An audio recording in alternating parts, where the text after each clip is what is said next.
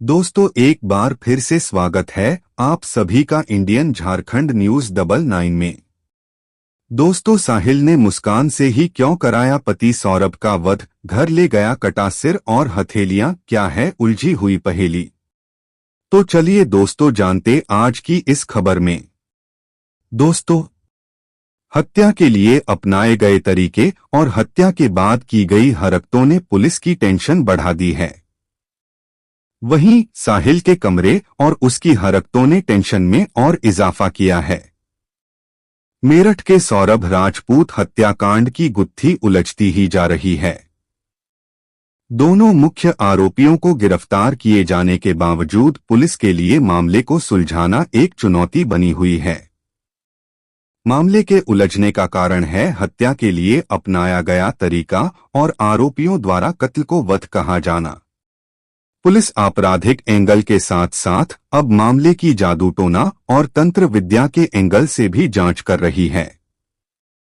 Police को आशंका है कि हत्या काला जादू के लिए किए गए अनुष्ठान के परिणाम स्वरूप भी हो सकती है।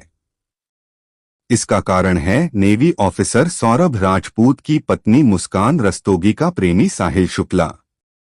आज तक की रिपोर्ट के अनुसार साहिल शुक्ला के कमरे को देखने के बाद से पुलिस सकते में है। कारण ये कि उसके कमरे को देखने के बाद सहज ही अंदाजा लगाया जा सकता है कि वो अंधविश्वासी है और काला जादू और तंत्र विद्या में विश्वास रखता है। रिपोर्ट के अनुसार साहिल, जिसकी मां की कई सालों पहले मौत हो गई थी, वो उनसे कथित तौर पर अब भी बात करता था। उसने उनके नाम की स्नैपचैट आईडी बना रखी थी। इसी बात का सौरभ को रास्ते से हटाने की फिराक में रही मुस्कान ने फायदा उठाया। मुस्कान ने अपने भाई के मोबाइल नंबर से सौरभ की मां के नाम की एक स्नैपचैट आईडी बनाई और उसकी मां बनकर उससे बात करने लगी। मुस्कान को साहिल से शादी नहीं करनी थी। मुस्कान ने ही साहिल की मां बनकर उसे मैसेज किया, मुस्कान अच्छी लड़की है, वो उसे खुश रखेगी, वो उसके साथ रहे। इन्हीं मैसेज के कारण बचपन के दोस्त रहे मुस्कान और साहिल फिर से करीब आ गए। साहिल का एक ही मकसद था कि मुस्कान से शादी करनी है, जबकि मुस्कान को साहिल से शादी नहीं करनी थी, उसे केवल सौरभ को रास्ते से हटाना था।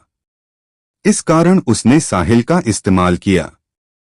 आज तक की रिपोर्ट के मुताबिक तंत्र विद्या में विश्वास रखने वाले साहिल ने कभी मुस्कान से बातचीत के दौरान हत्या या कत्ल शब्द का इस्तेमाल नहीं किया।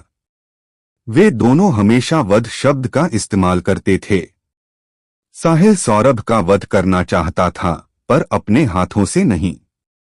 इसलिए उसने मुस्कान को उसके सीने में खंजर घोंपने को कहा। मुस्कान ने ही पहला वार सौरभ के सीने पर किया था। फिर 2 और वार किए गए, जिससे सौरभ की मौत हो गई। हत्या के बाद उन्होंने शव के टुकड़े किए, लेकिन जिस तरह से किए ये भी एक पहेली ही है। ऐसा इसलिए क्योंकि जिस ड्रम में लाश को सीमेंट डालकर जमाया गया था, वो इतना बड़ा तो था कि लाश को बिना काटे भी उसमें भरकर जमाया जा सकता था। लेकिन लाश को काटा गया, पर केवल सिर और हथेलियां। फिर सिर और हथेलियां लेकर साहिल देर रात अपने घर चला गया, जबकि धड़ को उसने पैक करके मुस्कान से घर पर ही छोड़ दिया। अब हत्या के लिए अपनाए गए तरीके और हत्या के बाद की गई हरकतों ने पुलिस की टेंशन बढ़ा दी है। वहीं साहिल के कमरे और उसकी हरकतों ने टेंशन में और इजाफा किया है। ऐसे में पुलिस ये समझने की कोशिश कर रही है कि कहीं सौरभ अंधविश्वास की बलि तो नहीं चढ़ गया है। धन्यवाद।